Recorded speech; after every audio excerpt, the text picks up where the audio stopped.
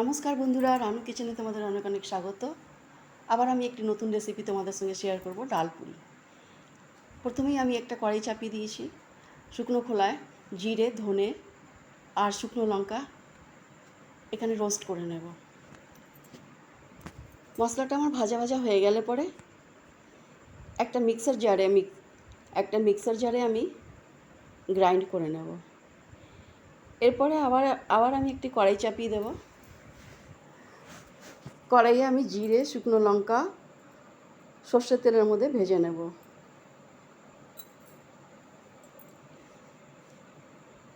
লঙ্কাটা আমার ভাজা হয়ে গেছে। এখানে আমি কোয়ার্টার স্পুন হিং দিয়ে দেব।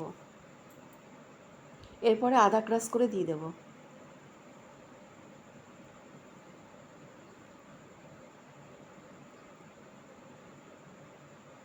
হলুদ দিয়ে দেব।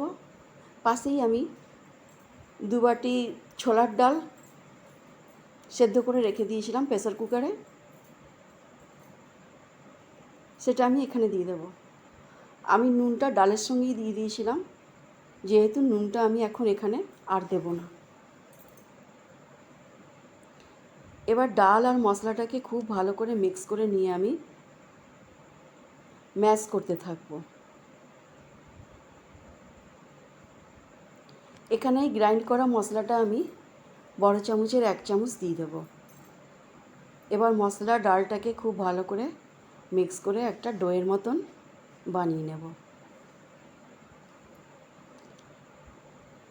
ডালটা আমার একটা ডোয়ের মতন তৈরি হয়ে গেছে।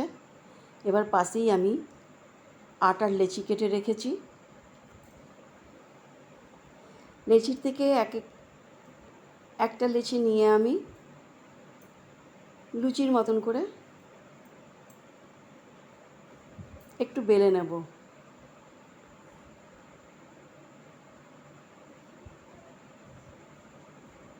এর মধ্যে আমি ডালের পুর থেকে নিয়ে খানিকটা নিয়ে ভরে নেব। তারপর আটার মুখটাকে আমি বন্ধ করে দেব।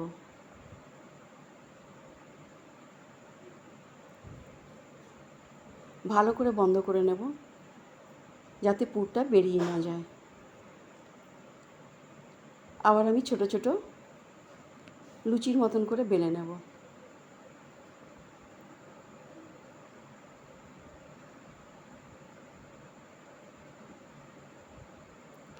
এরকম করেই আমি সব লেচিগুলোকে ডালের পুর ভরে ডাল পুরির আকারে বেলে নেব।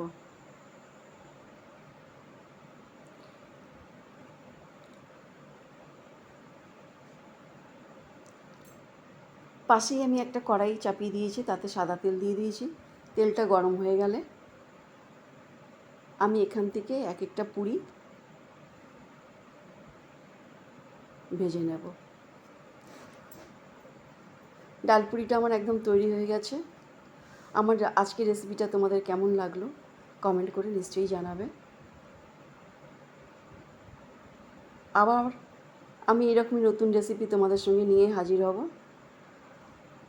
আমার ডাল পুরির জন্য আমি আজকে পায়েস বানিয়ে রেখেছিলাম।